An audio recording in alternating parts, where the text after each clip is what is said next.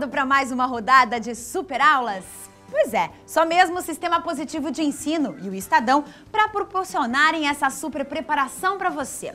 São 56 aulas inéditas com o super time de professores do Positivo, um dos melhores do país em ensino pré-vestibular e sucesso de aprovação. Vamos começar hoje vendo uma super aula de física. O professor Euler vai comparar o movimento uniforme e o movimento uniformemente variado. É com você, professor.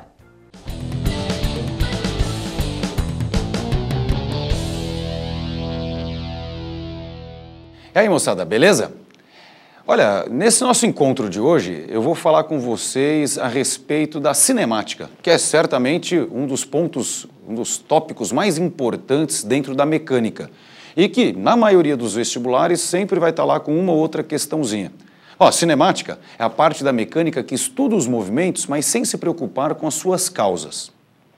Bom, dentro da cinemática, certamente conhecer o movimento uniforme e conhecer o movimento uniformemente variado é extremamente importante para que você consiga resolver a maioria das questões de vestibular que tratam desse tema, né? O tema que é o estudo dos movimentos, o estudo da cinemática. Então, eu vou fazer com vocês uma tabela comparativa, movimento uniforme e movimento uniformemente variado. Eu vou colocar aqui o nome do movimento, eu vou colocar qual é a principal característica de cada um desses movimentos, eu vou colocar quais são as equações pertinentes e vou colocar também gráficos relativos ao movimento uniforme e uniformemente variado. Vamos começar então com o movimento uniforme. O movimento uniforme, ele é caracterizado por algo que o diferencia de qualquer outro tipo de movimento. E é justamente essa característica que deu a esse movimento o nome uniforme. Mas para você nunca mais esquecer isso na tua vida, eu vou fazer uma comparação com algo aparentemente fora de contexto, mas que, ao se fazer a comparação, você vai perceber que tem tudo a ver. Quer ver? Quando você era bem pequenininho, antes de você ir para a escola, tua mãe pegava você, dava um banho, aprontava você e colocava em você uma roupinha especial. Lembra como é que chamava essa roupa? Uniforme, não é? O que tem a ver o uniforme da física com o uniforme do colégio? Aparentemente pode parecer que não tem nada a ver uma coisa com a outra, mas se for pensar no significado da palavra uniforme, você vai ver que tem completa relação. Dá uma olhada. Tudo aquilo que é uniforme, dá para dividir essa palavra em dois pedaços. Tudo que é uniforme é porque apresenta uma única forma. Quando uma criança vai para a escola vestida de uniforme, ela vai vestida assim para que ela e todos os outros colegas estejam vestidos de uma única forma. De maneira similar, o que é então o movimento uniforme? É o movimento que acontece o tempo todo de uma única forma.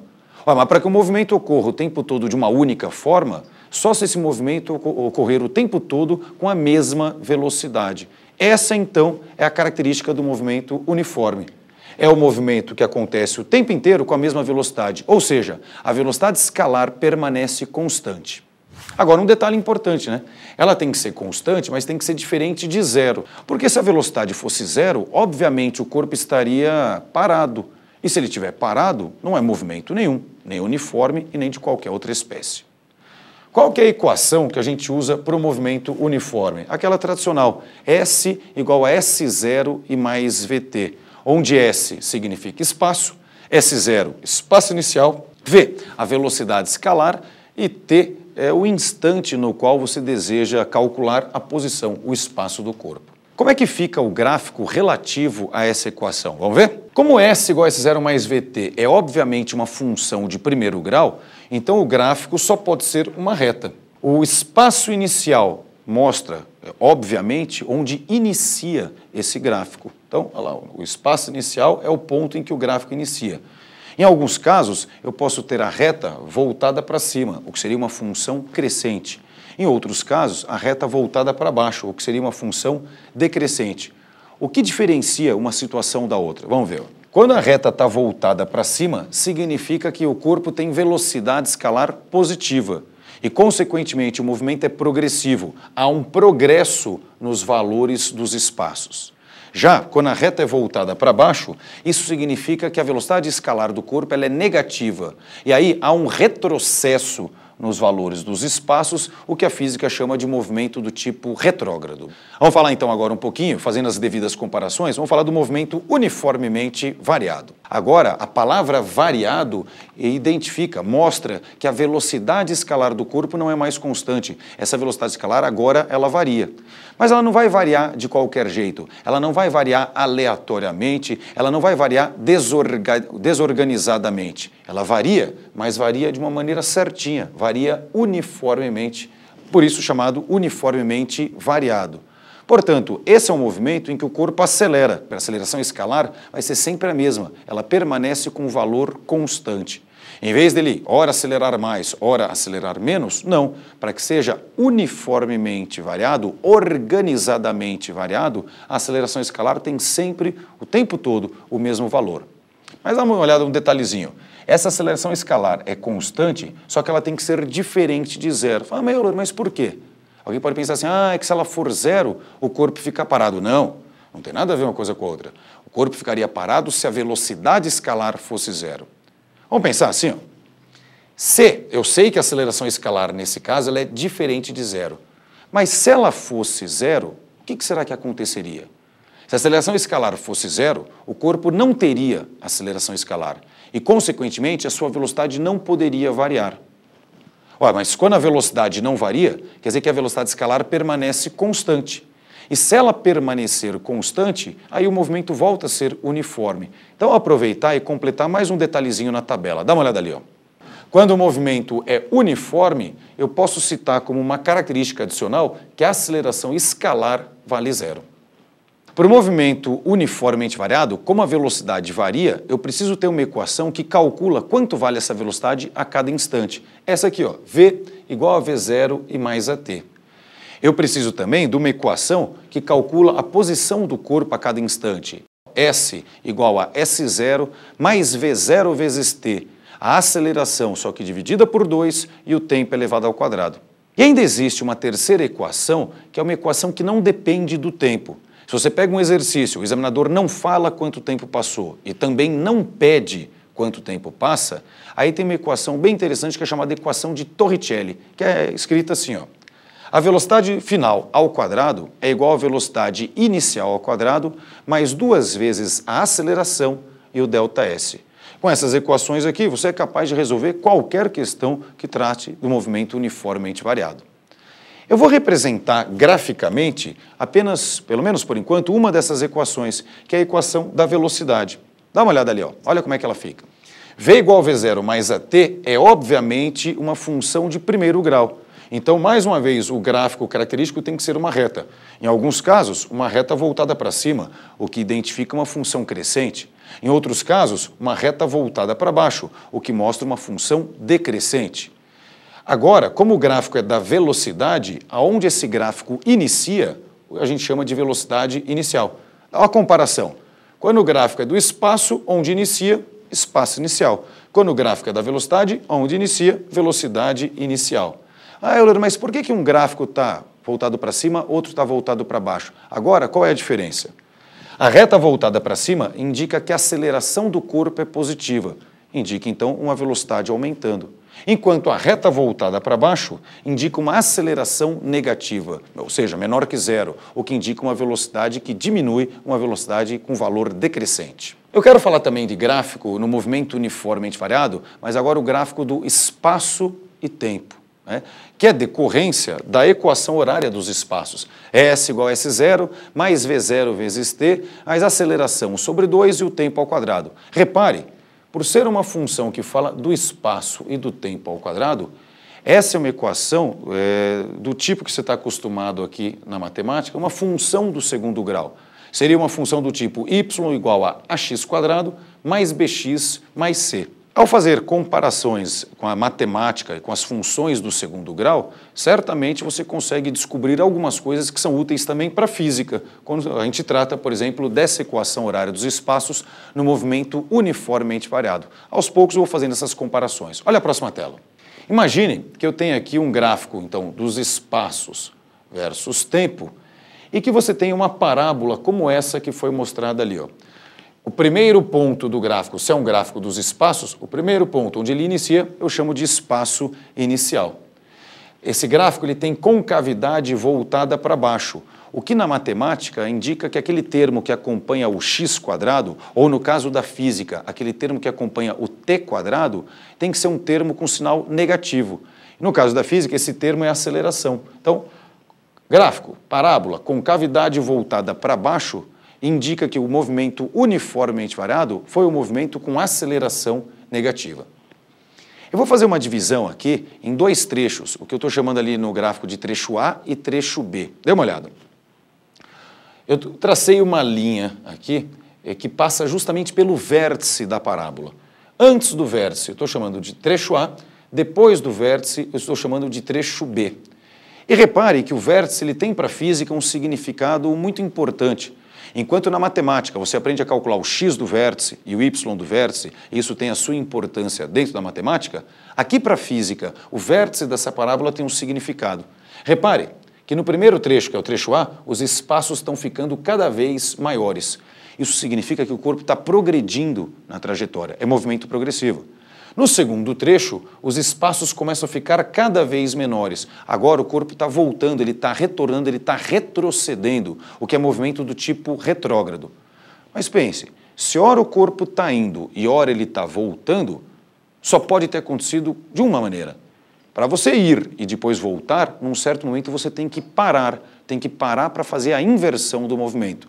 É nesse momento aqui, ó, em que o corpo deixa de ir a favor da orientação da trajetória, para começar a andar contra a orientação da trajetória, é nesse momento que o corpo para sofrer a inversão do movimento. Então, nesse ponto, no chamado vértice da parábola, a velocidade é igual a zero. E esse pontinho que cruza o eixo do tempo, esse é o momento em que o corpo passa pela posição cujo espaço vale zero. Consequentemente, esse é o momento em que o corpo está passando pela origem. Dá uma olhada agora ali. Uma parábola de novo, só que com uma diferença. Agora a concavidade dela é voltada para cima. E quando a concavidade é para cima, isso indica que a aceleração do corpo é positiva. Aonde começa a parábola, ou no início dela, espaço inicial, porque o gráfico fala dos espaços. Mais uma vez, o vértice indica uma mudança de comportamento. O vértice indica a inversão do movimento. E no momento da inversão, a velocidade tem que ser igual a zero. E os encontros do gráfico com o eixo horizontal, que é o eixo do tempo, esses são os momentos em que o espaço vale zero. Consequentemente, são os instantes em que o corpo passa pela origem. Eu vou fazer uma análise agora sobre o nome do movimento, fazendo uma divisão em regiões. Olha só, desenhei de novo dois gráficos, sendo uma parábola com concavidade para baixo, outro uma parábola com concavidade para cima. Tudo aqui representa movimento uniformemente variado, visto que as funções são funções quadráticas, são funções de segundo grau e, consequentemente, os gráficos são parábolas para falar do espaço em função do tempo. Mas além de ser movimento uniformemente variado, é progressivo, é retrógrado, é acelerado, é retardado? Essa é uma nomenclatura que é interessante também você recordar. Então vamos ver. Nesse primeiro gráfico, os espaços estão ficando cada vez maiores. E quando os espaços ficam cada vez maiores, está havendo um progresso nos valores dos espaços. Consequentemente, é um movimento do tipo progressivo. Já no trecho B, os espaços agora ficam cada vez menores. E se esses espaços ficam cada vez menores, agora o corpo está voltando, retornando, retrocedendo na trajetória. E por isso é chamado de movimento retrógrado. Só que, além de classificar como A, progressivo, B, retrógrado, eu posso classificar também quanto à variação do módulo da velocidade, ou seja, classificar como acelerado ou retardado. Para isso, eu vou fazer um raciocínio lógico com vocês. Nesse momento, a velocidade do corpo vale zero, o que significa que o corpo parou para sofrer inversão do movimento. Pessoal, se nesse momento o corpo parou, antes de parar, um movimento só pode ser acelerado ou retardado. Quem está parando está ficando mais devagar. Quem está parando está retardando o movimento. Então, antes do vértice, sempre o movimento é retardado. Depois do vértice, o corpo está parado. Não dá para ficar mais devagar que isso. Então, depois do vértice, qualquer movimento que seja realizado só pode ser do tipo acelerado. Ó. No trecho A, antes do vértice, retardado. No trecho B, depois do vértice, movimento acelerado. Vale também quando a concavidade é para cima. Antes do vértice, movimento retardado. Depois do vértice, movimento acelerado. Agora, repare que aqui os espaços no trecho A estão diminuindo. Quando os espaços diminuem, isso quer dizer que eu estou voltando, eu estou retornando, eu estou retrocedendo na trajetória. Portanto, no trecho A, o movimento é retrógrado.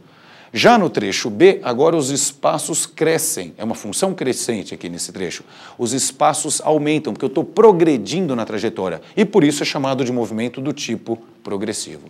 Eu vou comentar com vocês sobre propriedades de gráficos. É muito comum em questões de cinemática que essas propriedades sejam analisadas, elas sejam ali cobradas dos candidatos. Então, se você dominar isso aqui, a chance de garantir em uma ou outra prova algumas questões é uma chance bastante grande. Vamos ver? Primeira propriedade aqui, ó.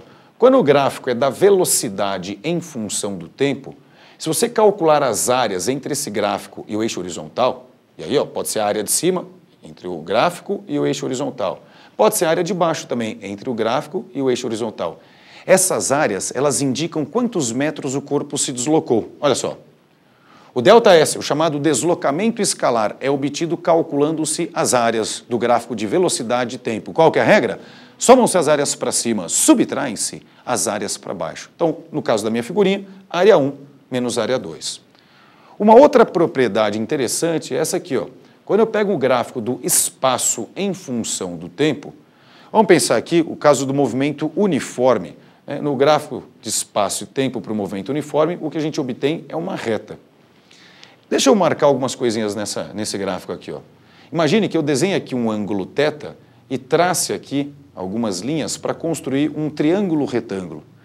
Nesse triângulo, cada cateto tem um significado. O cateto vertical mostra da onde o corpo saiu, que seria seu espaço inicial, e mostra aonde o corpo chegou, o que seria seu espaço final. Ué, mas aquilo que mostra da onde você saiu e mostra onde você chegou, mostra quanto você se deslocou. É o tal do deslocamento escalar, é o ΔS. Então, esse cateto vertical mostra o valor do ΔS. O cateto horizontal, eu posso pensar que é ΔT fazendo uma analogia. Se acompanhando o eixo S, o cateto vertical é ΔS, acompanhando o eixo T, o cateto horizontal é ΔT. Ah, Euler, mas e daí? Ué, vamos lembrar como é que era o cálculo de velocidade média? Velocidade média é ΔS sobre ΔT. Então, caso eu queira obter a velocidade média do corpo, cujo gráfico está representado aqui, bastaria pegar esses dois catetos, ΔS e ΔT, e fazer a divisão entre eles. Só que tem um detalhe, né? Esse movimento aqui é uniforme. O gráfico é uma reta para espaço e tempo. E se o movimento é uniforme, quer dizer que o valor da velocidade escalar ela permanece constante. Só, se a velocidade permanece constante, vamos dar um exemplo, 2 metros por segundo, 2 metros por segundo, 2 metros por segundo. Se o tempo inteiro o valor da velocidade é 2 metros por segundo, em média, quanto você acha que essa velocidade vale? É claro que essa velocidade média vai dar 2 metros por segundo também.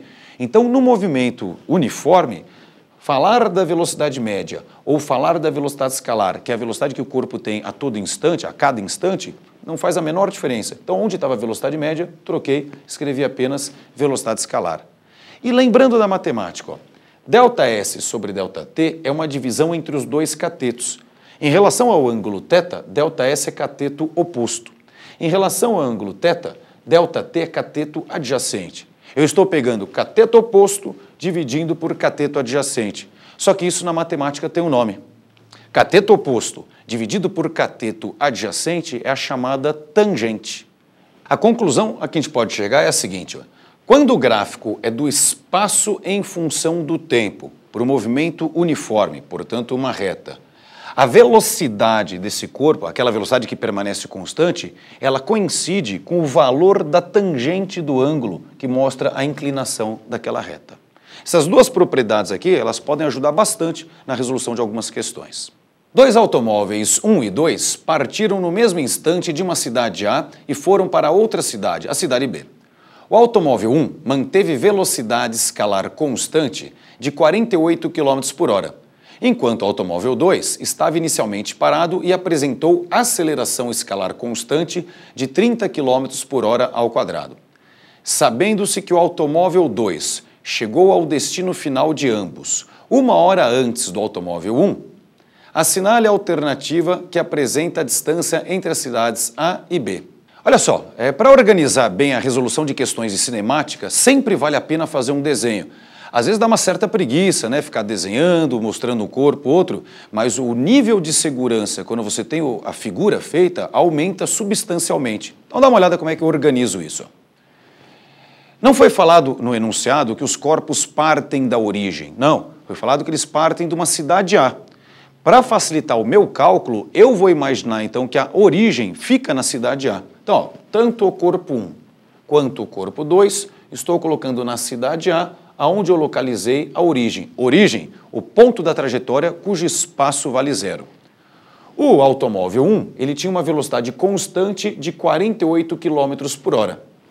Já o automóvel 2, ele partiu do repouso, a velocidade inicial era 0. Uma aceleração constante de 30 km por hora ao quadrado. Outra coisa que é mencionada no enunciado é que o automóvel 2, ele chega 1 hora antes que o automóvel 1. Em outras palavras, o automóvel 1 chega 1 hora depois do automóvel 2. Portanto, se eu falar que o automóvel 2 chega no instante t, o automóvel 1 chega no instante t mais 1, logicamente esse tempo colocado em horas. Automóvel 1, ele tem velocidade constante, então ele faz movimento do tipo uniforme. A equação horária do movimento uniforme é S igual a S0 mais VT. Então, escrevendo, substituindo os valores, fica espaço do automóvel 1 é, o espaço inicial, eles partiram da origem, é 0. A velocidade do automóvel 1 era 48 e o tempo que ele levou para chegar à cidade B, T mais 1.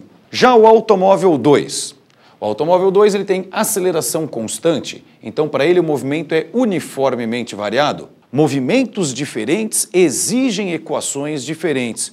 Por isso é tão importante numa prova você saber diferenciar quando o movimento é uniforme, quando o movimento é uniformemente variado. Distinguindo esses dois movimentos, você vai saber que são equações também distintas para serem utilizadas. E no caso do movimento uniformemente variado, a equação horária dos espaços é aquela assim, ó, S igual a S0 mais V0 vezes T, a aceleração sobre 2 e o tempo ao quadrado. Substituindo os valores. Como o corpo 2 também partiu da origem, o espaço inicial vale 0. O corpo 2 estava inicialmente em repouso, então a velocidade inicial dele é 0. A aceleração dele valia 30, fica sobre 2 e o tempo ao quadrado. Simplifica esses valores aqui, que são zeros, e aí você fica com o espaço do corpo 2 igual a 15t². Nesse momento, você tem a equação horária dos espaços do corpo 1 e também do corpo 2. E você sabe que esses dois corpos vão chegar ao mesmo destino que a cidade B. No momento do encontro, o espaço do corpo 1 e o espaço do corpo 2 são espaços exatamente iguais. Então eu igualo as duas equações, o que matematicamente fica assim, ó.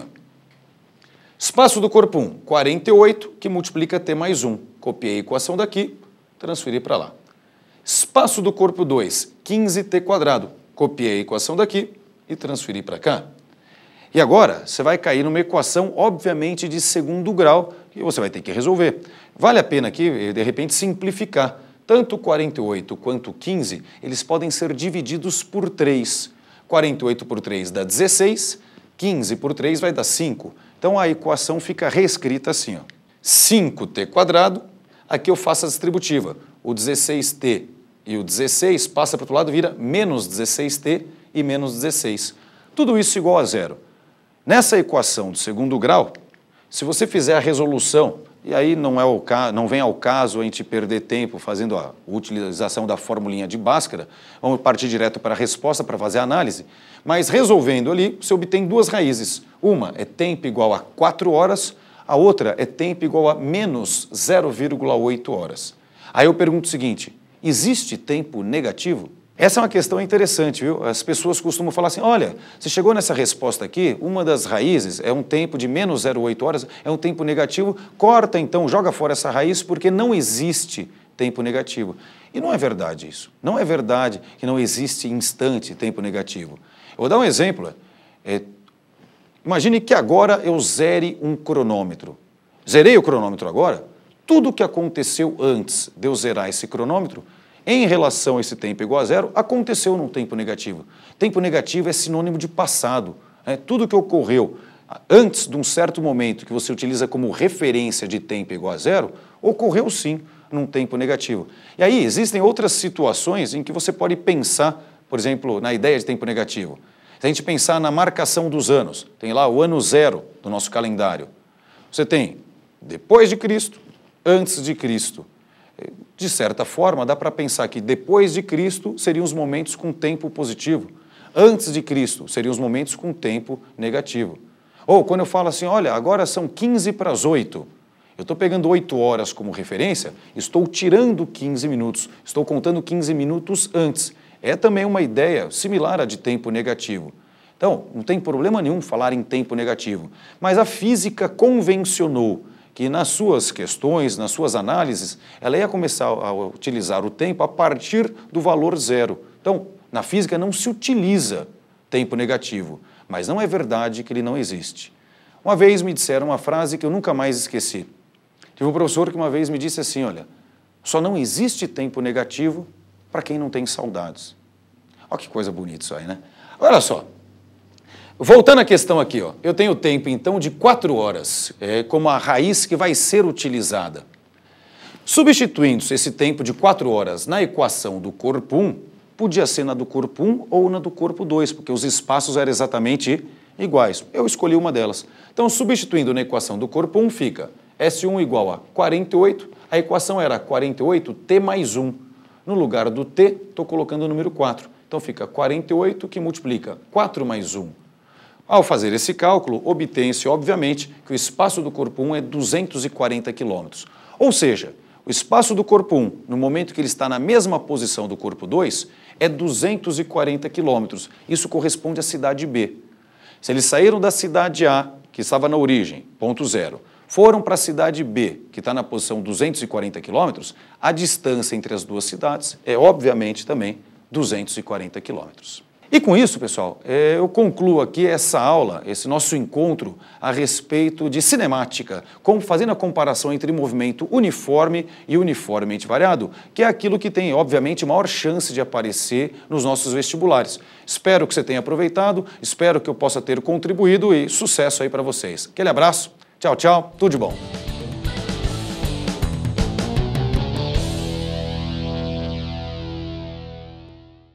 E agora nós vamos para o intervalo super rápido. Fica ligado que são só 5 minutinhos.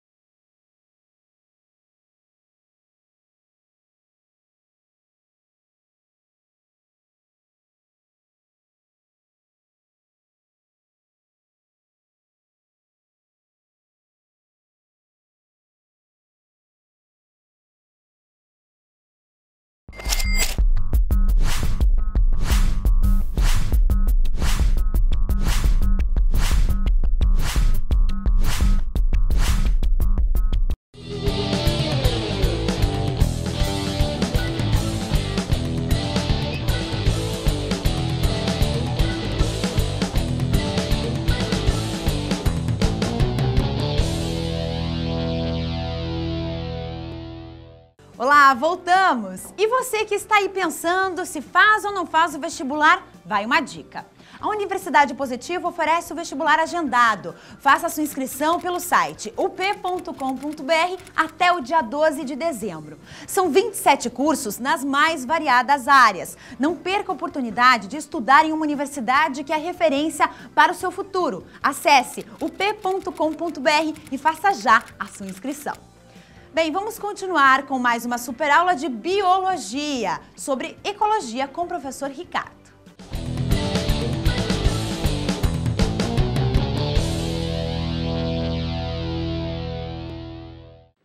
Olá pessoal, meu nome é Ricardo e vamos hoje fazer nossa revisão de ecologia. Vamos rever alguns pontos importantes que podem colaborar com vocês aí no sucesso dos vestibulares, né? Vamos começar estudando um assunto chamado relações entre seres vivos. Então vamos lá. As afirmativas seguintes referem-se às relações ecológicas entre os seres vivos. Relação número 1. Os nódulos existentes nas raízes das leguminosas são decorrentes de fungos do gênero Rhizobium, que são capazes de fixar o nitrogênio atmosférico. Bem, veja lá, o que mesmo são plantas leguminosas, né?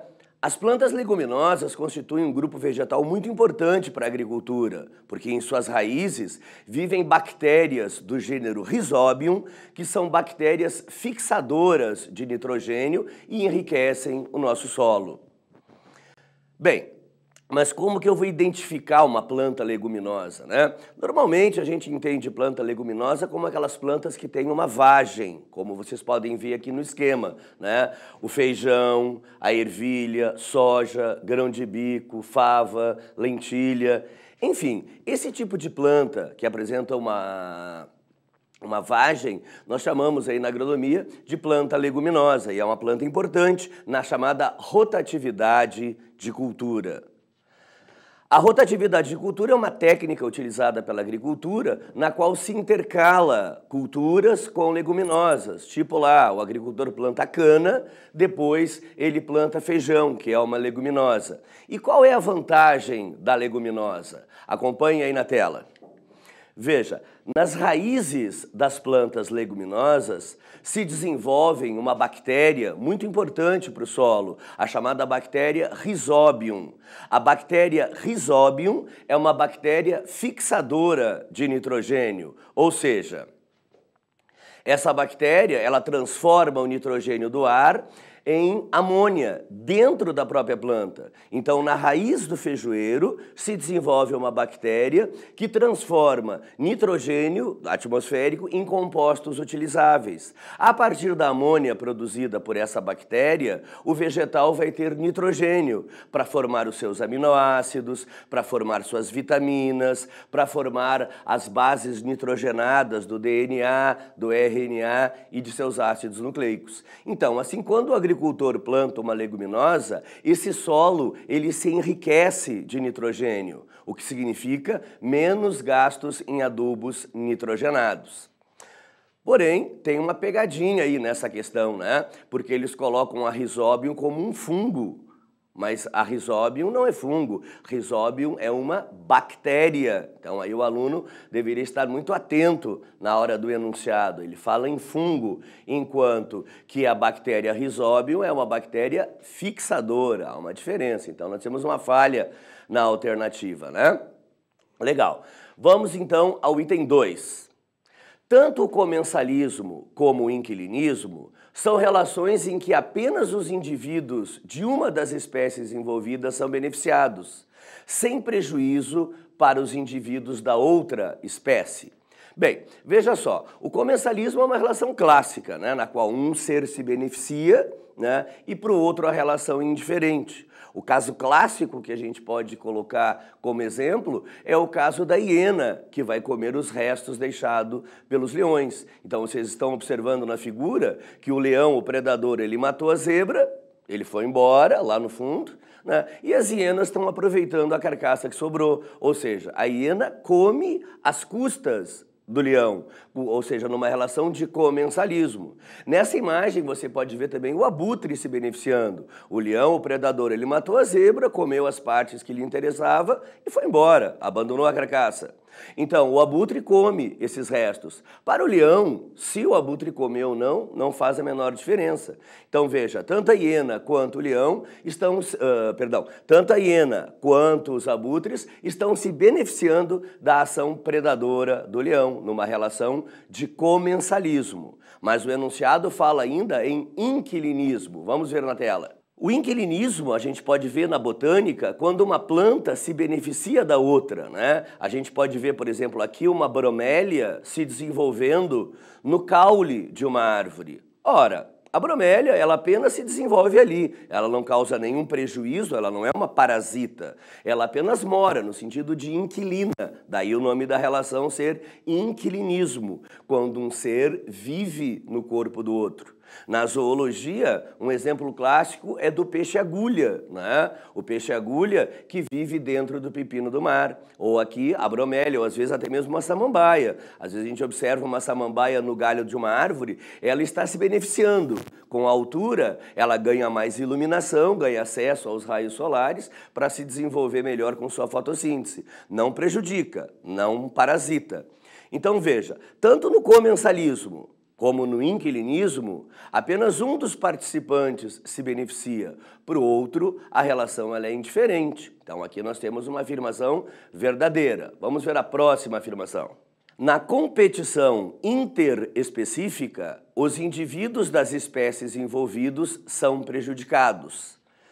Bem, num primeiro momento, né, o aluno vai ficar suspeito, né, uma relação onde os dois saem prejudicados. Mas, por incrível que possa parecer, é verdade. A competição é a única relação menos/menos. Isto é, a competição é a única relação em que todos saem perdendo. Mas daí tu deve estar pensando aí, uai, mas numa disputa, um deles vai levar o recurso. Se estão brigando lá por um pedaço de comida, quando dois competem, um acaba levando o seu quinhão. É verdade. É claro que um ganha, mas para ganhar, todos perdem. Na medida em que os organismos competem, eles se arriscam mais, eles lutam mais, se machucam mais, desperdiçam mais energia, correm mais riscos, né? Porque na medida em que os dois estão competindo, eles ficam desatentos em relação aos predadores que podem estar observando. Então, nesse sentido, a relação de competição é uma relação negativa para ambos, né? Ambos, no fundo, saem perdendo, mesmo que no final das contas, um acabe levando, né, ao motivo da briga. Por isso, no gráfico, observem bem, ó, quando as espécies estão separadas, elas estão muito bem. Quando elas estão juntas, numa relação de competição, observe, ó, que os dois decaem.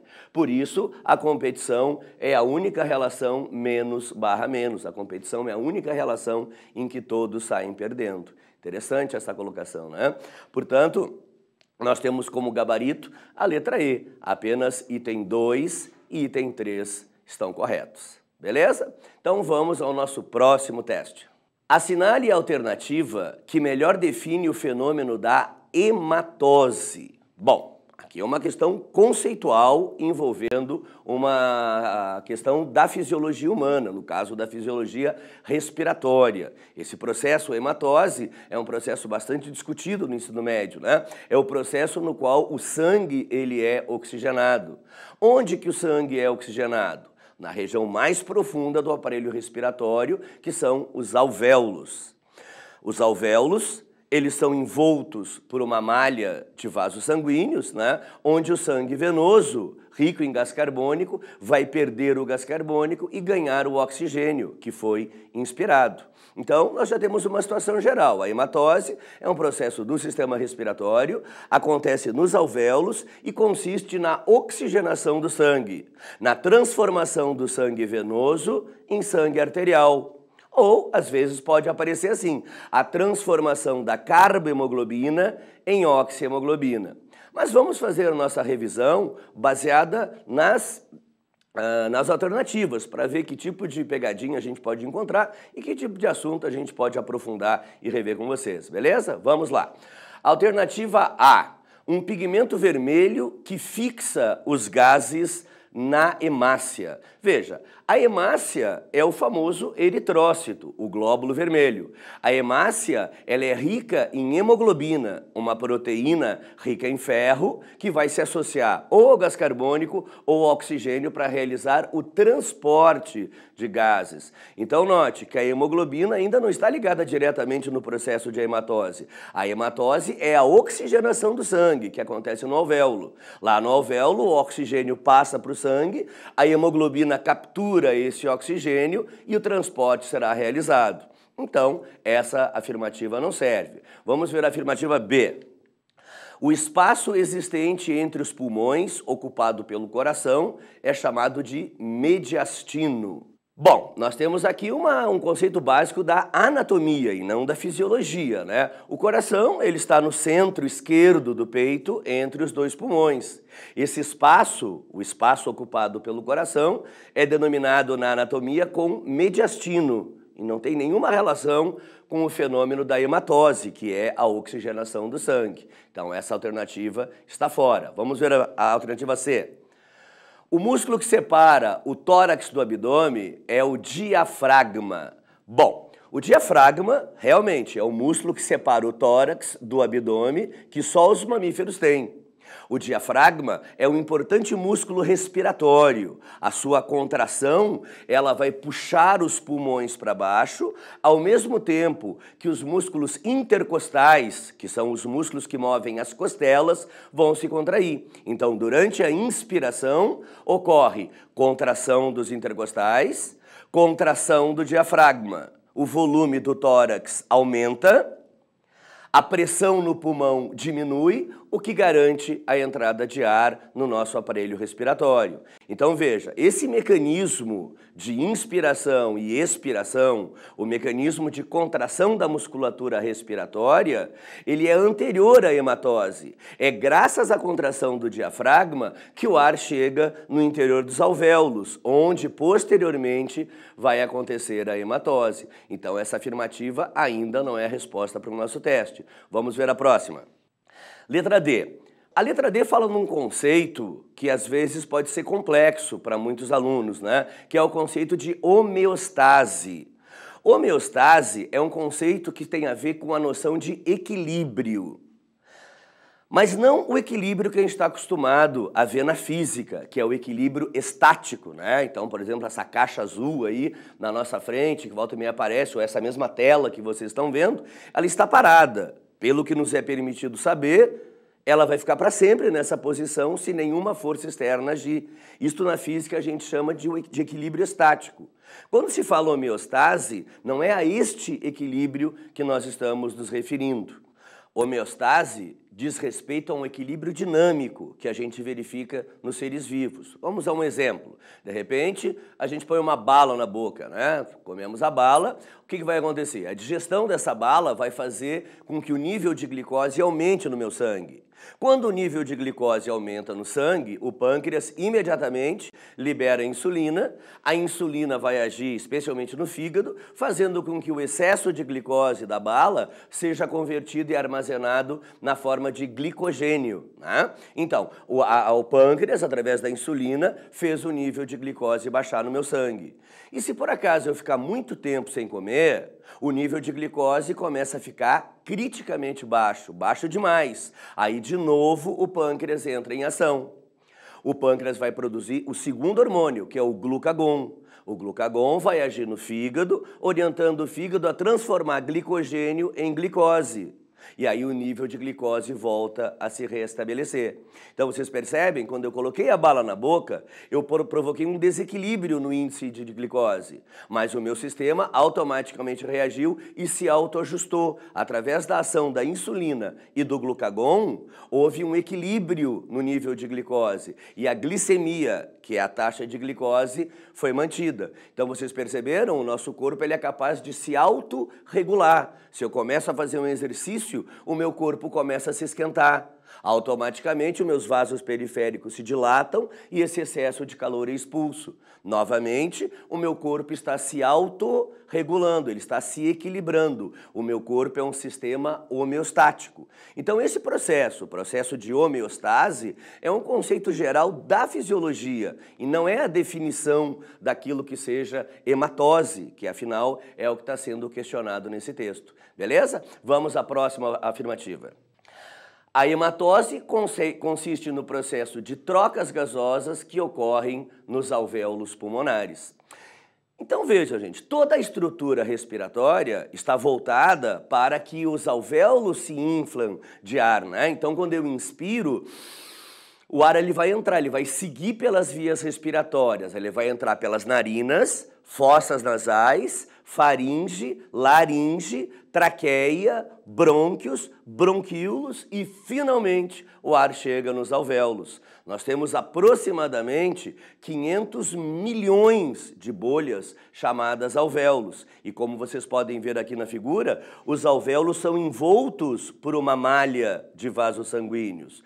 Ou seja, tem sangue saindo e sangue chegando nesses alvéolos. O sangue que chega é sangue venoso, é sangue que vem lá do ventrículo direito do coração, é sangue que veio do corpo, é sangue carregado de gás carbônico, carregado de carbohemoglobina.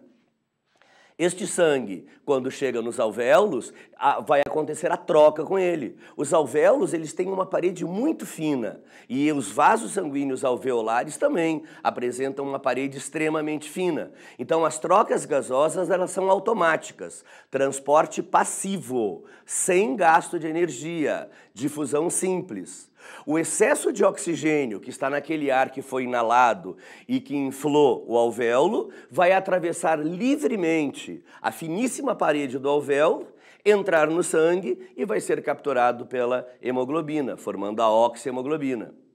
O excesso de CO2 que está nesse sangue venoso que acabou de chegar vai atravessar livremente a parede, uma vez que a parede do alvéolo e do vaso é muito fina, esse gás carbônico entra na corrente sanguínea e, de novo, vai ser transportado. Então, o oxigênio do alvéolo para o sangue e o CO2 do sangue para o alvéolo. Essa troca, a hematose, acontece nos alvéolos pulmonares. Resolvemos o nosso teste. Vamos ver mais um teste para a gente revisar mais um pouquinho. Esse teste vai falar sobre infecção hospitalar. A infecção hospitalar é motivo de preocupação, porque os micro-organismos causadores são resistentes a um grande número de antibióticos, né? E aí eles vão perguntar como é que é possível essa resistência.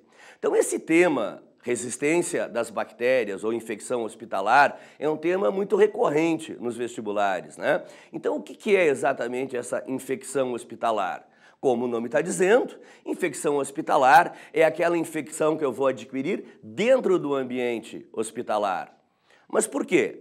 Ora, gente, o hospital é um lugar que reúne doentes de todos os tipos, bactérias de todos os tipos. E num ambiente como esse se usa uma enorme quantidade de remédios para combater os mais diferentes males que afetam as pessoas que estão lá. Ora, na medida em que se usa uma grande quantidade de medicamentos, dentre eles os antibióticos, está havendo uma ação seletiva. Os antibióticos estão selecionando as bactérias e, na medida em que eles vão selecionando as bactérias, somente as resistentes vão sobrevivendo. Portanto, bactérias que são encontradas em ambientes hospitalares são diferentes dessas bactérias que perambulam pelas ruas. Então, essas bactérias de ambientes hospitalares já passaram por um filtro seletivo de muito antibiótico e, mesmo assim, algumas sobreviveram. Significa que são bactérias extremamente resistentes. Mas, continua a pergunta, né? Mas como que essa resistência foi conseguida? Elas desenvolveram a resistência ou elas foram selecionadas? Bom, aqui entra em cena a questão clássica de darwinismo e lamarckismo, né? É importante ter ideia que uma bactéria nunca vai se adaptar. Aliás, os seres vivos nunca se adaptam, né?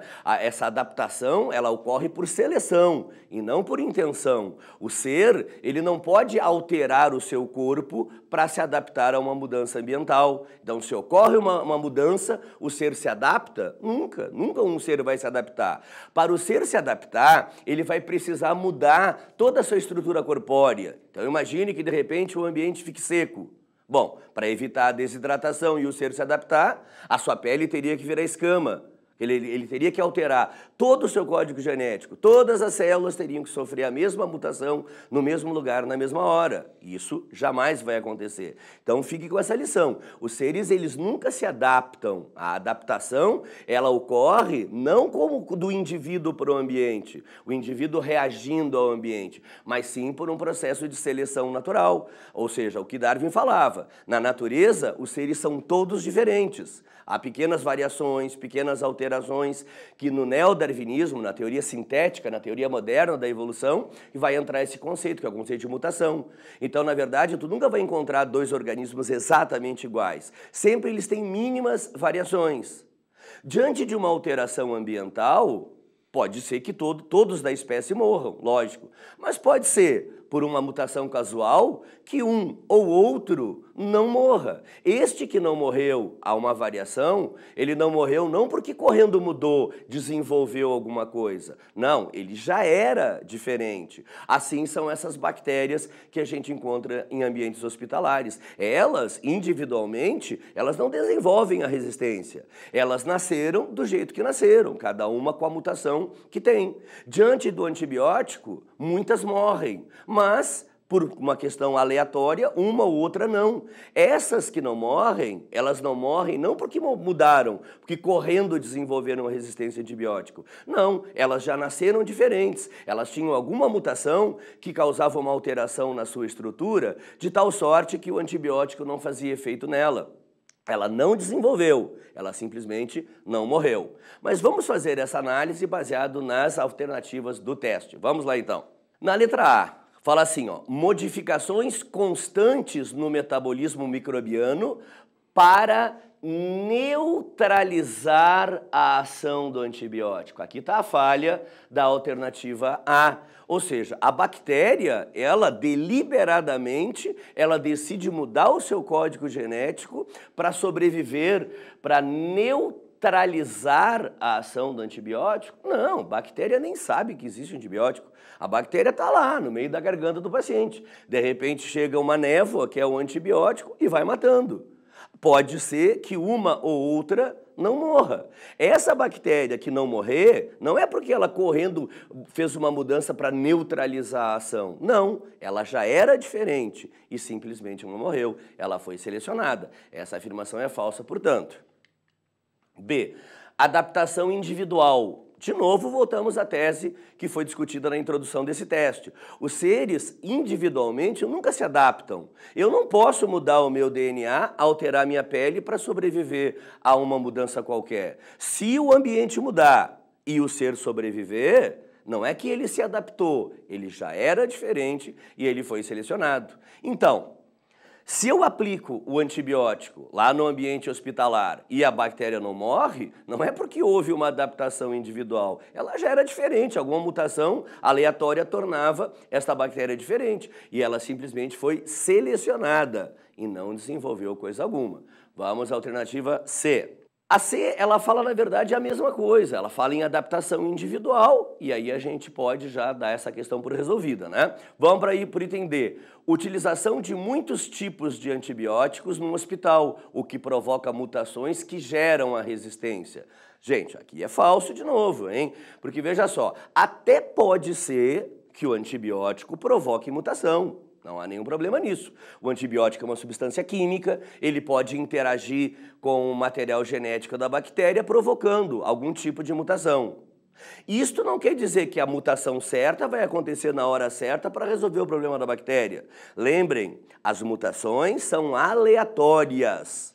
Elas podem ser provocadas pelo ambiente, mas nunca direcionadas. Tipo lá, o sol. O sol, através do ultravioleta, pode provocar mutações no DNA da minha pele.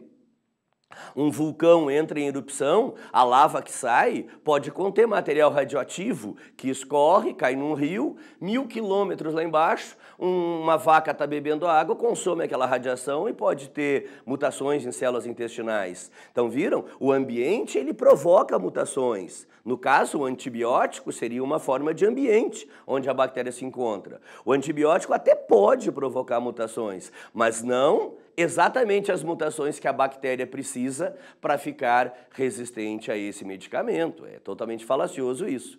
Beleza? Vamos ver a próxima afirmação.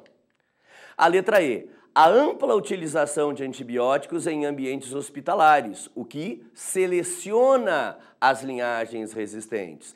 É disto que trata, no fundo, a teoria darwiniana, né? Ou seja, o ambiente ele seleciona. Né? O Darwin, ele mesmo não sabia explicar as diferenças. Isso foi ser explicado na teoria moderna, quando se falou da mutação, do DNA. Então, as mutações criam as diferenças e o ambiente se encarrega de selecionar. Então, em qualquer lugar, bactérias mutantes estão nascendo.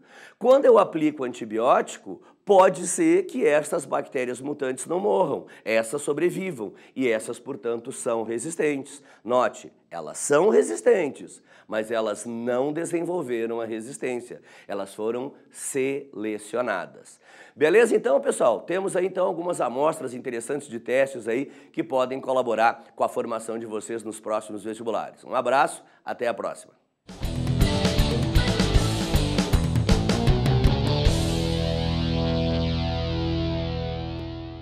Muito bem, vem aí mais um intervalinho rápido, 5 minutos, eu volto já já. Não perca a última super aula de hoje, que está demais.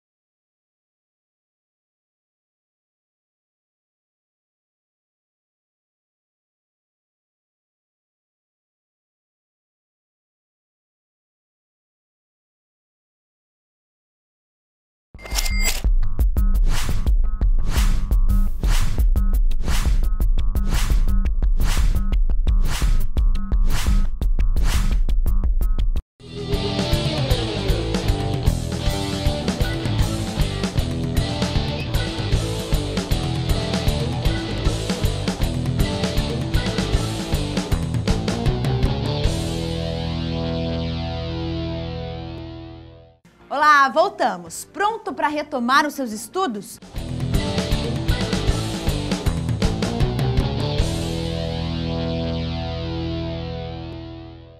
Beleza, moçada? Tô em ordem. Vamos então para mais uma aula de revisão da gloriosa Química, como sempre, com o intuito de tentar te ajudar a concretizar o teu sonho de passar em bons vestibulares, em boas universidades. Tá bom? Claro, vamos tentar recordar alguns pontos, sem nenhum interesse e desejo de adivinhar o que vai cair ou não, mas são pontos importantes que sempre é bom que a gente tenha bem claro na cabeça. Claro, com a tua calma, com o teu empenho, com a tua dedicação, com a tua leitura atenta dos enunciados, com a tua organização na hora de resolver, evidentemente, você vai chegar lá, você vai ser aprovado. Beleza? Então acompanhe comigo, vamos ver qual é o nosso primeiro teste. Tanto o gás natural como o óleo diesel são utilizados como combustível em transportes urbanos.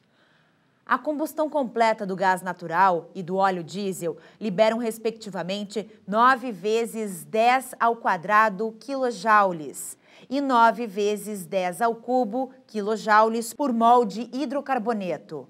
A queima desses combustíveis contribui para o efeito estufa. Para igual energia liberada, quantas vezes a contribuição do óleo diesel é maior que a do gás natural? Considere gás natural igual a CH4, óleo diesel igual a C14H30. Observe bem, qual é a ideia desse exercício? Qual é o assunto desse exercício? Comparação de combustíveis. Coisa muito comum. Qualquer um que tenha um carro flex, que para no posto para abastecer, vem aquela dúvida. Vamos colocar gasolina ou vou colocar álcool? Será que é só olhar o preço, o mais barato é mais vantajoso? Claro que não. Os quilômetros rodados com combustível não são necessariamente iguais aos quilômetros rodados com outro combustível. Vamos pensar um pouquinho? Qual a grande função de um combustível? Por que o combustível é importante? Porque a combustão é sempre uma reação exotérmica. Portanto, ela libera energia, aquela energia que está armazenada nas moléculas do combustível, portanto, aquela entalpia, na combustão ela é liberada. E o motor pega essa energia, na forma de calor, energia térmica, e transforma em movimento, o carro anda. Ele vai transformar aquela energia em energia cinética. Então, conclusão, a melhor maneira de eu comparar dois combustíveis é quando eles liberarem a mesma quantidade de energia. Porque essa é a função do combustível. Então não basta eu comparar simplesmente o preço da gasolina com o preço do álcool, seja de qualquer outro combustível, para decidir o menor preço vai ser melhor. Não. Por isso que esse exercício, sabiamente, ele falou no enunciado ali, para igual energia liberada. Vamos ver então como que vai ficar? Ele dá uma informação. O gás natural, quando é queimado, libera 9 vezes 10 ao quadrado quilojoules por mol. Ao passo que o óleo diesel libera 9 vezes 10 ao cubo quilojoules por mol. Se você fizer uma comparação direta entre esses dois números, você percebe claramente que esse do diesel é 10 vezes maior do que o do gás natural. Agora, 10 vezes? Puxa, é bastante, é uma diferença bem grande. Repare que é por mol, não é por massa. Por que será essa diferença tão grande? Vamos pensar? Ele falou, considere o gás natural como sendo apenas metano. Por que o enunciado falou considere? Porque o gás natural não é uma substância, não é uma substância pura, ele é uma mistura. São várias substâncias reunidas. Agora, qual é a principal? Qual é o principal componente do gás natural? Metano. Então ele falou, considere como sendo apenas metano. E ele também falou, considere o diesel como sendo apenas C14H30, moléculas, portanto, com 14 átomos de carbono. Também é outra aproximação, porque o diesel também é uma mistura. Lembra que o diesel que vem do petróleo, se o petróleo é uma imensa mistura de substâncias, o diesel, como é um derivado do petróleo, também é uma mistura. Mas ele falou, considere, como sendo assim, então a gente considera. Você observou? A grande diferença entre o tamanho dessa molécula e o tamanho dessa molécula, aqui tem um carbono, aqui tem 14. Portanto, se essa molécula é maior, ela pode armazenar mais energia. Por isso que a energia liberada na combustão do diesel é bem maior do que a energia liberada na combustão do metano por mol. Claro, por mol, portanto, por molécula. E aqui chegamos no ponto central.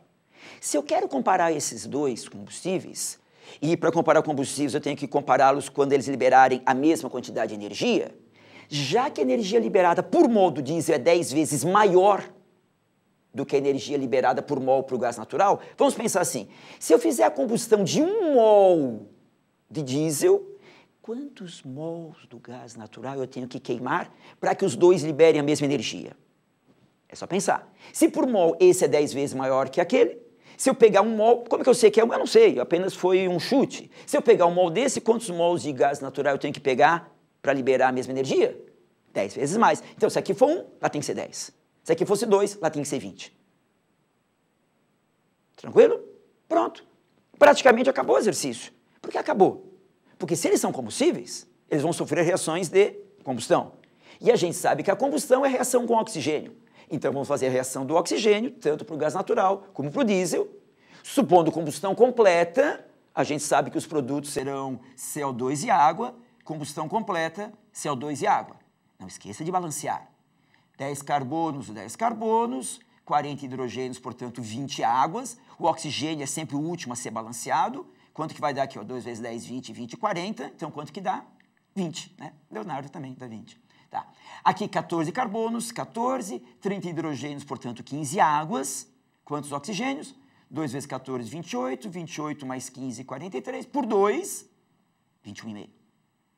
Tudo bem? Agora, o que o exercício pediu? Ele está preocupado com liberação, com efeito estufa, liberação de gases. A gente sabe qual que é o principal responsável pelo efeito estufa? Gás carbônico. Claro. Os dois liberam gás carbônico. Queima de compostos orgânicos libera gás carbônico.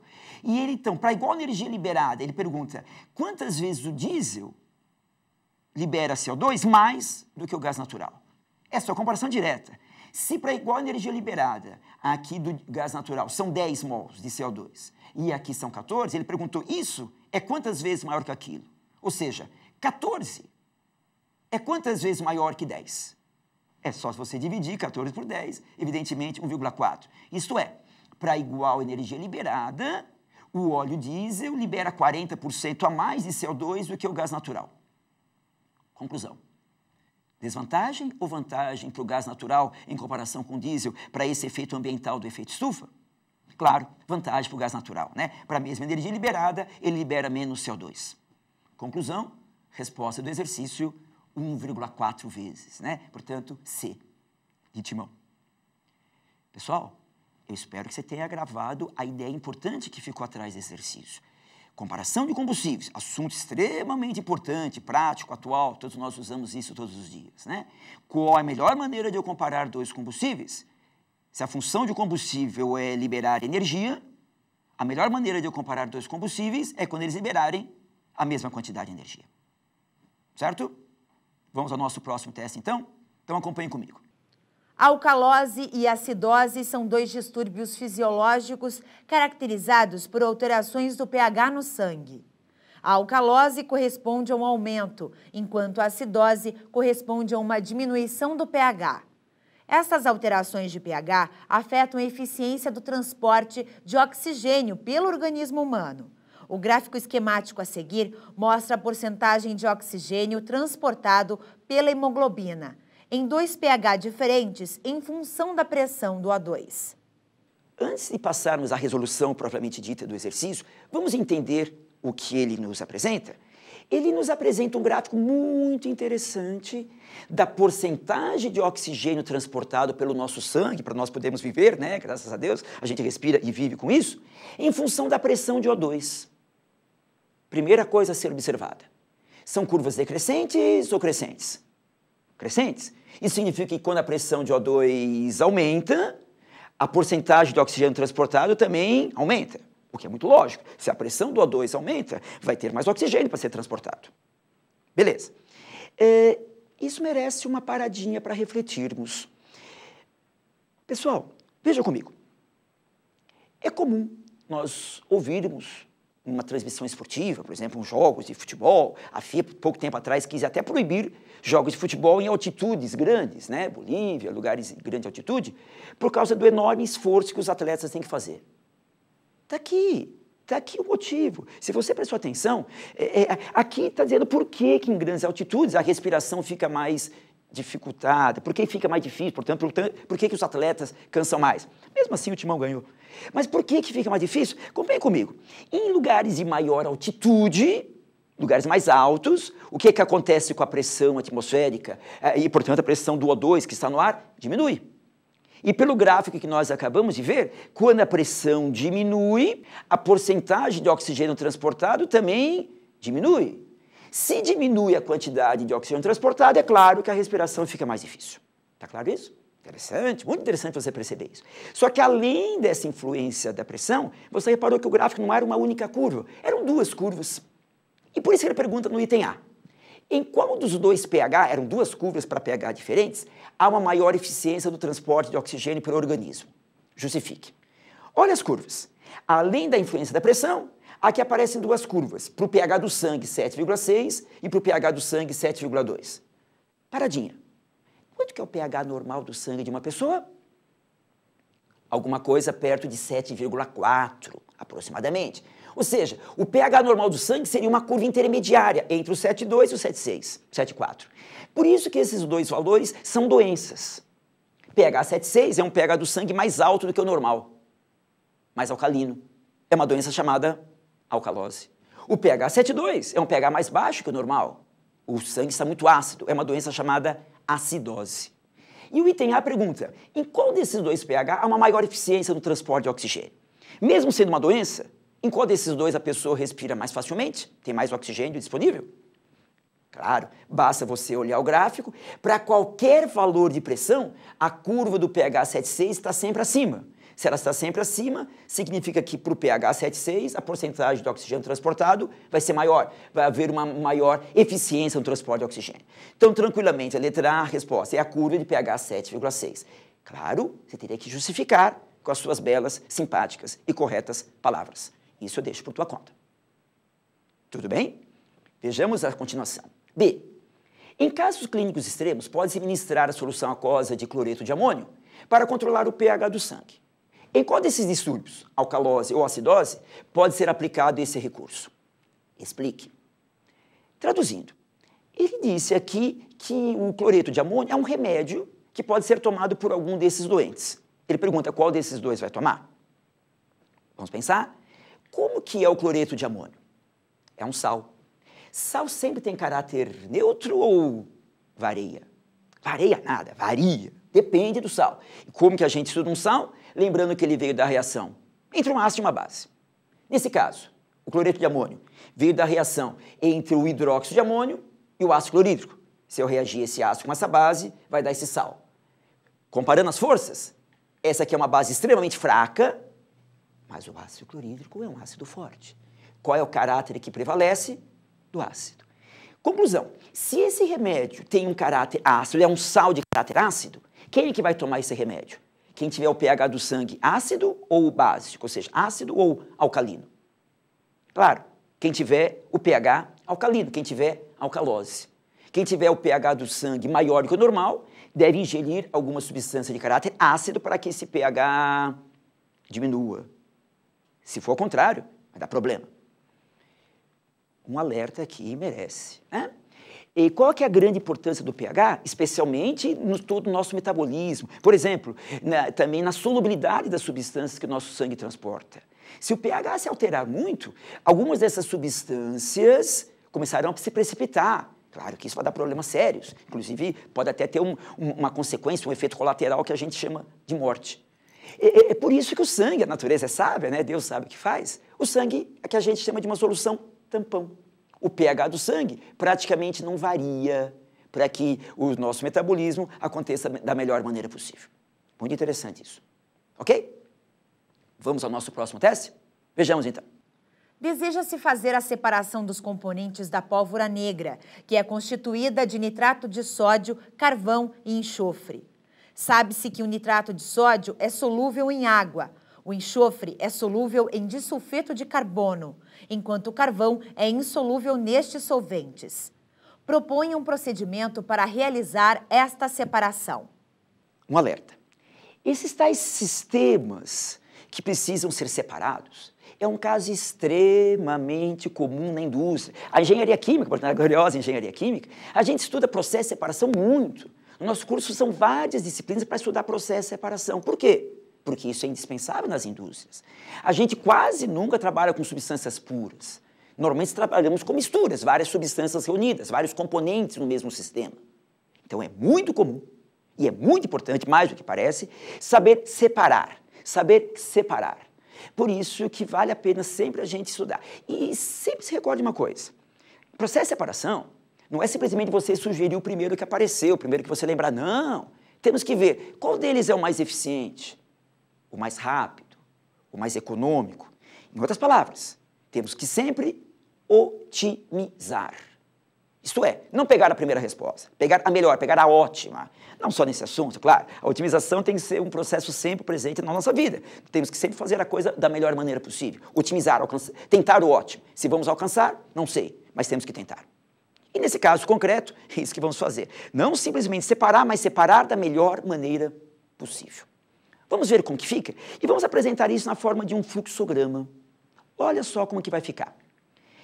A mistura inicial, nitrato de sódio, carvão, portanto carbono, e enxofre. Você observe, é uma mistura de 3 componentes sólidos. Temos que separar. Qual a primeira ideia que nos vem? Claro, podemos adicionar água. Por quê? Porque o nitrato de sódio é solúvel, mas o carvão e o enxofre, não. Portanto, se eu adicionar água, entre a água e o nitrato de sódio vai haver uma única fase, porque existe afinidade entre eles, vão ficar juntos. Então, eu vou ter aqui uma fase líquida, a água com nitrato de sódio, e 2 fases sólidas, a do carvão e a do enxofre.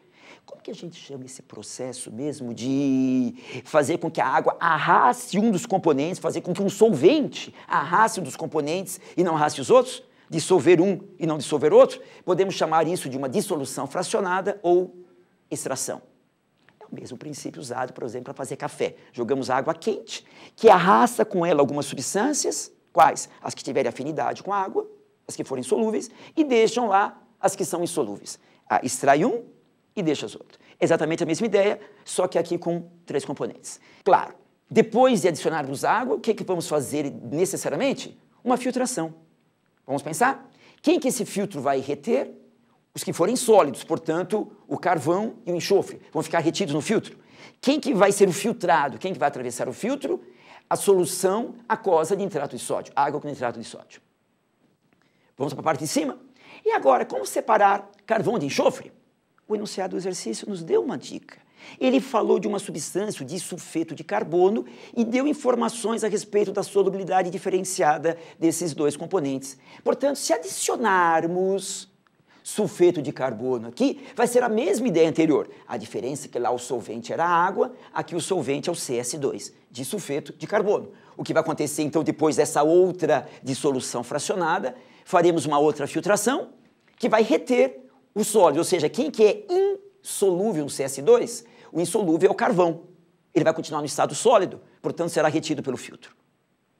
Certo? E quem é que vai atravessar o filtro? Quem será o filtrado? O enxofre dissolvido no CS2. Pronto. Aqui já foi separado o carvão. Falta agora separar o CS2 do enxofre. O disulfeto de carbono, nas condições ambientes, ele é um líquido, mas ele é extremamente volátil. Então, se a gente esperar um pouco, ele pode sair e vai sobrar o enxofre. Só que, é claro, sair significa que não só eu vou perder o CS2, como também eu estaria contaminando o ar com o CS2, se eu esperar ele volatilizar. Isso não é otimização. Como chama aquele processo que eu posso separar um sólido dissolvido no líquido, mas que eu consiga aproveitar os dois, tanto o sólido como o líquido? Claro que eu posso fazer uma destilação. E por que chama destilação? Porque o CS2 vai sair destilado, claro, e vai sobrar o enxofre. Então, através de uma destilação, eu consigo separar os 2 componentes. E olha que interessante. Imagine uma prova discursiva que você apresenta esse esquema e acrescenta um detalhezinho que o examinador, se vê, vai sorrir de alegria e vai retribuir te dando nota. O que você pode fazer com esse CS2 que você recuperou aqui? Claro que você pode reciclar. Claro que você pode reaproveitar esse CS2 e amanhã, quando for fazer de novo a mesma separação, em vez de eu comprar CS2 novo, eu estou reutilizando o mesmo que eu separei. Otimização. Tudo bem que esse ramal de cima está resolvido? Só falta resolver esse de baixo, esse é muito tranquilo. Nitrato de sódio dissolvido na água, como que eu posso separar? Eu posso simplesmente esperar a água evaporar, que ela vai sair e vai sobrar o sal. Claro, a água é muito mais volátil. Vantagem da evaporação. Como diz um amigo meu, de grátis, não tem que fazer nada. Desvantagem? Demora. Se você quiser fazer esse processo um pouco mais rápido, em vez de esperar a água evaporar, você provoca uma ebulição. Vantagem? Tempo. Desvantagem? Para ferver, eu vou gastar energia. Vai ficar mais caro que a evaporação. Desvantagem dos dois, eu vou perder a água, porque tanto na evaporação como na ebulição, a água vai embora. E se eu quisesse aproveitar a água, aí necessariamente teria que fazer uma destilação. Então aqui, qualquer uma dessas três é possível. Pessoal, repare como um teste que fala simplesmente de processo de separação, que parece ser uma coisa assim muito simples, muito sem graça, mas é de extrema utilidade, eu estou reforçando isso, e é a ocasião de aplicarmos vários conceitos que estudamos. Solubilidade, estados físicos e principalmente bom senso. Então nunca esqueça, a ideia de otimizar não é só fazer, mas é fazer da melhor maneira possível. Ok? Vamos ao nosso próximo exercício? Um equipamento utilizado em tratamentos de radioterapia do câncer que continha 0,3 mol de isótopo radioativo em sua fonte de radiação foi abandonado no depósito de uma empresa de manutenção. Depois de 20 anos, sua fonte foi aberta e apresentava 1,125 gramas de radioisótopo. Sabe-se que o isótopo em questão possui 27 prótons e 33 nêutrons, o tempo de meia-vida e a porcentagem em massa desintegrada do radioisótopo são de... Pessoal, a radioatividade, apesar da má fama relacionada com bombas, com destruição, claro, que são coisas reais, mas a gente sempre tem que tentar ver o lado bom da coisa. A radioatividade tem coisas muito interessantes. Aplicações na medicina, aplicações na química, o estudo de mecanismos de reações, nas indústrias se usa a radioatividade para fazer medidas. Ou seja, vamos tentar ver essa aplicação interessante da radioatividade na medicina. Como será a resolução desse nosso exercício? Acompanhe comigo aqui. Se ele falou que nesse átomo havia 27 prótons e 33 nêutrons, repare, ele deu as partículas que se encontram no núcleo. A radioatividade se preocupa em estudar o núcleo. Por isso que ela é estudada pela química nuclear ou pela física nuclear. Ela se preocupa com o núcleo do átomo, não com o átomo inteiro. Vamos lembrar? 27 prótons e 33 nêutrons são justamente os prótons e nêutrons que são as partículas que têm uma massa considerável. Isso significa que o número de massa desse átomo é 60, é só somar 27 mais 33, 60. Ora, como estamos trabalhando só com esse isótopo, podemos dizer que esse número de massa corresponde à própria massa molar. Em outras palavras, 1 mol dessa substância pesa 60 gramas, tem a massa de 60 gramas, porque o próprio número de massa seria, nesse caso, a massa molar. Só que ele falou que no início ele não tinha 1 mol. Qual era a quantidade inicial que ele tinha? 0,3 mols. Portanto, se 1 mol corresponde a 60 gramas, a quantidade inicial 0,3 mols vai corresponder a uma certa massa que eu chamei de M0. Facilmente você descobre que a massa inicial era 18 gramas. O que vai acontecer? O elemento radioativo tem o seu núcleo instável e espontaneamente ele começa a se desintegrar. Ele começa a emitir parte do seu núcleo para fora, partículas alfa, partículas beta, raios gama ou outras mais, para se transformar num outro núcleo mais estável. E se a massa inicial era 18 gramas, e a gente lembra daquela ideia do tempo de meia-vida, ou seja, o tempo necessário para cair pela metade, se passar um tempo de meia-vida, vai restar 9 gramas. Mais um tempo de meia-vida, vai restar 4,5 gramas, 2,25, e como sempre, não para. Aí sim, chegou na massa final que o enunciado nos disse. Ele falou que tinha sobrado 1,125 gramas. Quantos períodos de meia-vida foram necessários? 1, 2, 3, 4. Foram necessários 4 períodos de meia-vida. Se quisermos pensar não em massa, mas em porcentagem, podemos dizer, portanto, que no início eu tinha massa total. Eu tinha 100%. E a cada meia-vida vai caindo pela metade. 50, 25, 12,5. Isto é, depois desse tempo, a massa que restou era 6,25% da massa inicial.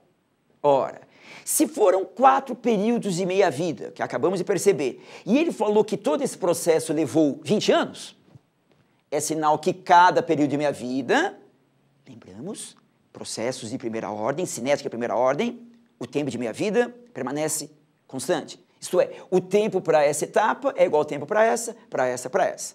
Se foram 4 e o total foram 20 anos, é sinal que cada tempo de meia-vida demora 5 anos.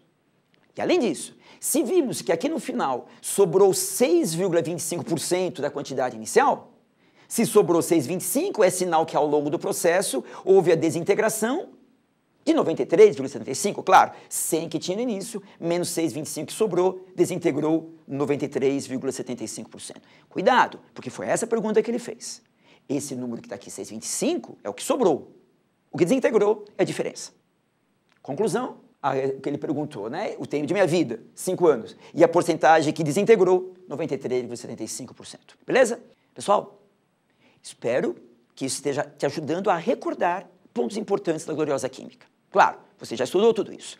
Trata-se aqui de você trazer novamente a sua memória e pegar os pontos importantes desses conceitos. Vamos ver o nosso próximo exercício? A água pesada, usada em reatores nucleares, é composta por deutério e oxigênio. A 20 graus Celsius, o volume da água pesada é de 90% do volume de igual massa de água comum. Dada a densidade da água a 20 graus Celsius, igual a 1,00 grama por centímetro cúbico.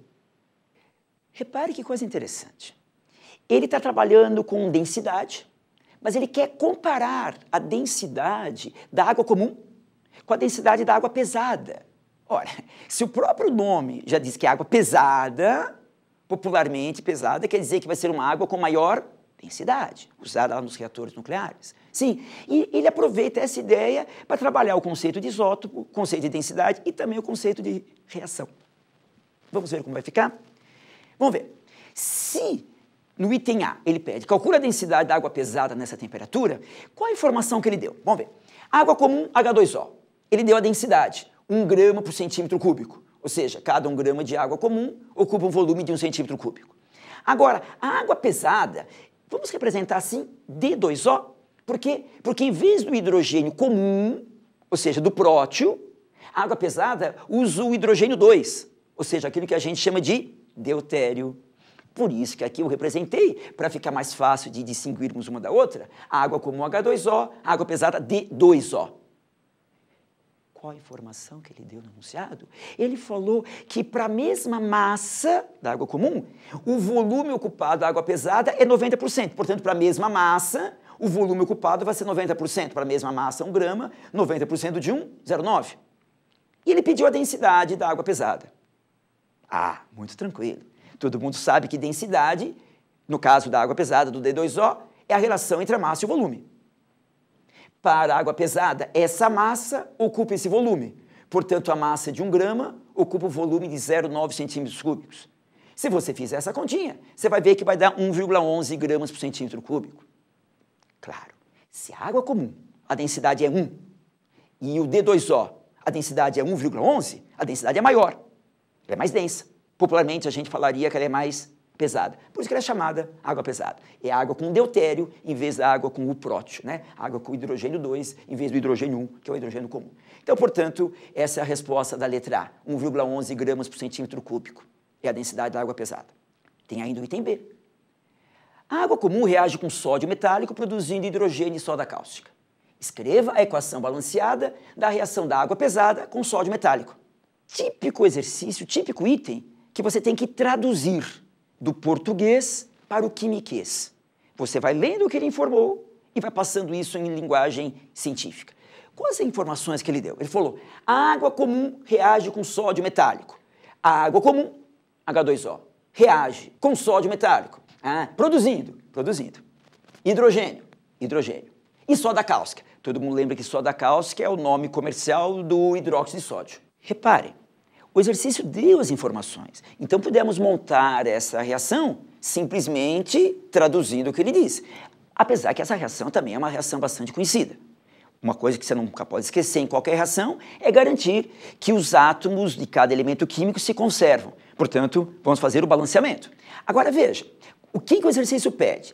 Ele pede, escreva a equação balanceada da reação da água pesada com sódio metálico. Será que o fato de ter trocado a água comum, H2O, pela água pesada, D2O, vai alterar a maneira de reagir? Presta atenção. O que são isótopos? São átomos que têm o mesmo número de prótons, mas diferentes número de nêutrons. Portanto, a diferença entre os isótopos está no núcleo, não está na eletrosfera. E a reação acontece entre as eletrosferas, não com o núcleo. Portanto, os isótopos terão reações químicas bem diferentes ou semelhantes? Semelhantes. Portanto, a maneira de reagir da água pesada com sódio metálico será a mesma maneira da água comum. Vamos ver então como que fica? Se era H2O, agora vai ser D2O. O sódio metálico continua, em vez de H2, agora o produto será D2. Estamos representando dessa maneira para ficar mais fácil de você diferenciar o hidrogênio comum, o prótio, do seu isótopo, o deutério. Só que agora, em vez de NaOH, vamos escrever, portanto, NaOD. Objeto direto? Não, claro que não. Só que em vez de ser com o prótio, agora com o deutério.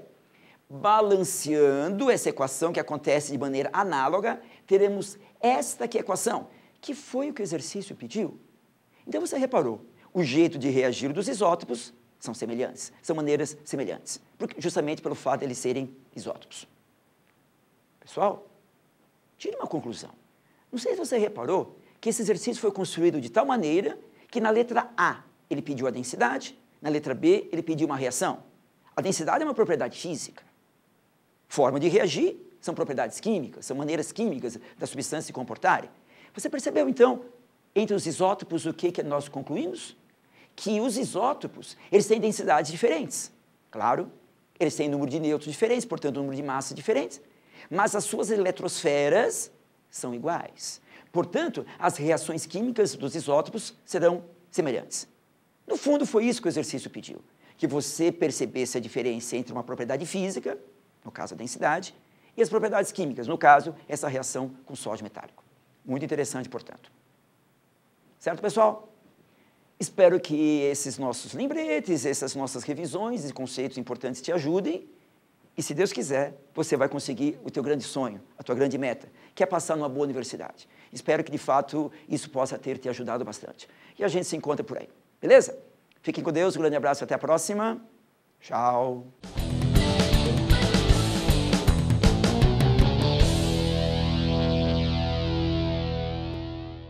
E hoje as superaulas estavam demais, não é mesmo?